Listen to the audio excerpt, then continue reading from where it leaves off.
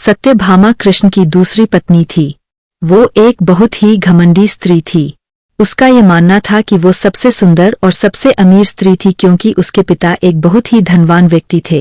तो सत्यभामा जितने और जो रत्न और आभूषण और संपत्ति चाहती थी वो सब उसके पास थे। स्वाभाविक रूप से घमंड उसकी एक बड़ी समस्या थी। एक बार कृष्ण के जन्मदिवस के अवसर पर सत्यभामा ने सोचा कि वो सबको दिखाएगी कि वो कृष्ण को कितना प्यार करती थी। तो उसने तय किया कि वो कृष्ण के वजन जितना सोना शहर के लोगों में बांटेगी। एक बार कृष्ण के जन्मदिवस के अवसर पर सत्यभामा ने सोचा कि वो सबको दिखाएगी कि वो कृष्ण को कितना प्यार करती थी। तो उसने तय किया कि वो कृष्ण के वजन जितना सोना शहर के लोगों में बांटेगी।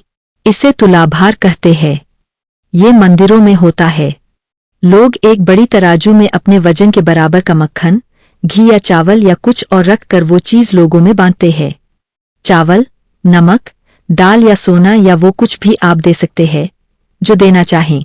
ये प्राचीन परंपरा हमारी संस्कृति का एक हिस्सा है। सत्यभामा ने तुलाभार की व्यवस्था की। लोग बहुत प्रभावित हुए पर कृष्ण पर इन बातों का कोई असर नहीं हुआ। वे जाकर तराजू के एक पल्ले पर बैठ गए। सत्यभामा जानती थी कि उनका वजन लगभग कितना है और उसने उतना सोना तैयार ही रखा था। पर जब उसने सब सोना दूसरे पल्ले पर रखा तो कांटा जरा भी नहीं हिला। कृष्ण का पल्ला थोड़ा भी ऊपर नहीं हुआ। ऐसा ही कुछ तब भी हुआ था जब कृष्ण एक शिशु थे। एक राक्षस आकर उन्हें ले जाने लगा। तब कृष्ण ने अपना वजन इतना बढ़ा लिया कि राक्षस वहीं गिर पड़ा और कृष्ण ने उसके ऊपर बैठकर उसे कुचलकर मार डाला। क्रिया योग में एक ऐसा तरीका है जिससे कोई योगी अपना वजन बढ़ा या घटा सकता है। ऐसी बहुत सी कहानियां हैं कि ऐसे योगी भी थे जो पहाड़ की तरह भारी हो जाते थे। तो इस बार भी कृष्ण अपना वजन बढ़ाकर तराजू में बैठ गए।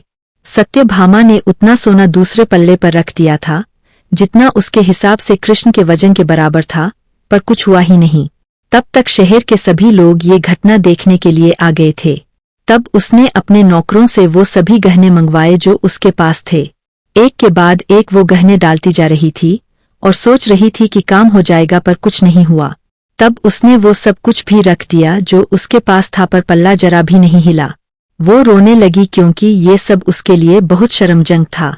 सारा शहर देख रहा था और उसके पास पर्याप्त सोना नहीं था। वो जो हमेशा अपनी संपत्ति के बारे में इतनी घमंडी थी, उसके पास पर्याप्त सोना नहीं था और उसे समझ में नहीं आ रहा था कि वो क्या करे। तब उसने रुक्मिणी की ओर देखा जिससे वो बहुत जलती थी और हमेशा परेशान रहती थी।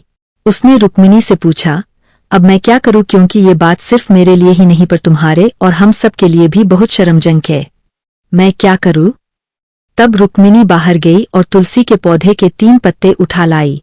जैसे ही तुलसी के वे पत्ते उसने तराजू के दूसरे पल्ले पर रखे, कृष्ण का पल्ला तुरंत ही ऊपर आ गया।